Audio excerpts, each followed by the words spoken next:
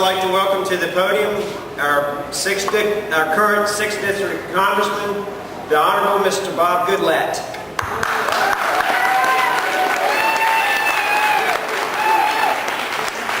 Good morning, Buena Vista! Is this a beautiful Labor Day? I am so glad to be back here. I've been coming for nearly 30 years, back to when I worked for former Congressman Caldwell Butler, and this is a great, great occasion, and I'm delighted to be here. But Buena Vista means a lot more to me than that, because when my wife and I were working so hard through law school, Buena Vista provided jobs to both of us. It helped us get where we needed to go, and I've always felt a dear place in my heart for this great city. And while it is a challenging time today, Buena Vista will continue to be a place where hard-working people help other people and where this community helps to create jobs. By promoting the free enterprise system, we can do just that.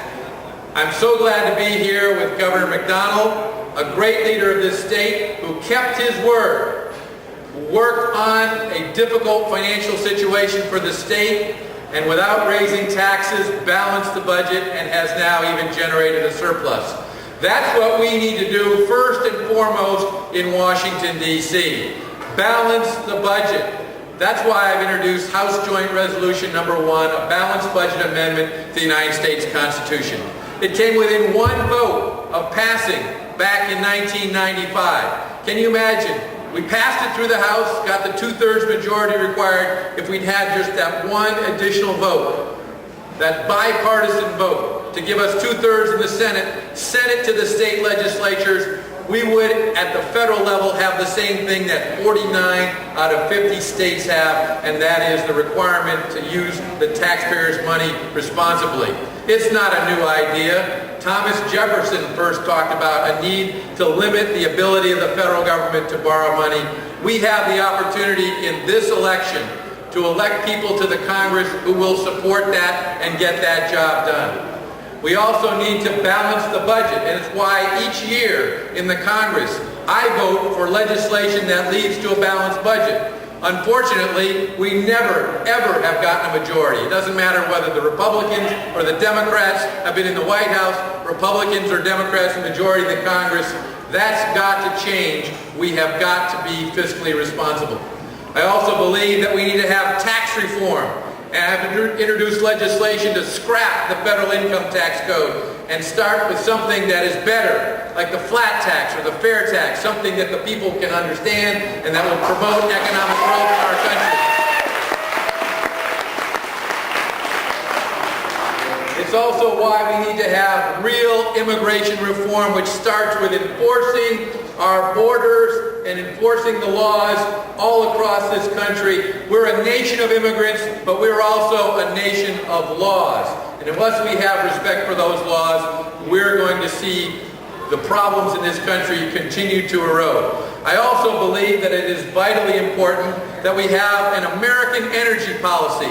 We can create millions of American jobs if we'll adopt the Republican plan, the all-of-the-above energy plan that supports new energy technology, green technology like wind and solar and geothermal, but also promotes domestic production of our traditional sources of energy, coal and oil and natural gas and nuclear power. These are the way to create jobs, not only in the energy industry, but to lower energy costs and create jobs in the manufacturing sector, agricultural sector, transportation, every sector of our economy. That is what needs to be on the agenda for our country, not cap and trade, which I voted against, and which will cost jobs by raising the cost of energy in our country.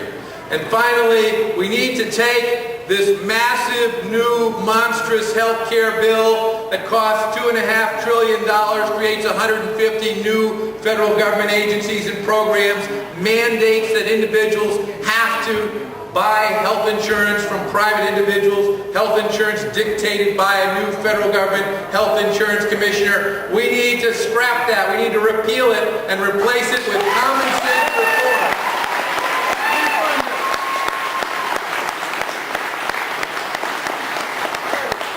With your help, we will turn the corner in our country.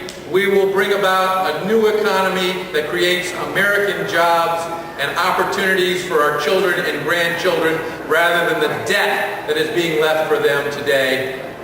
I need your support. Please help us turn out the vote all across this congressional district. And on November 2nd, we will see the same thing happen all across America and move our country in a new direction. Thank you for letting me be with you. May God bless each and every one of you, and may God bless the United States of America.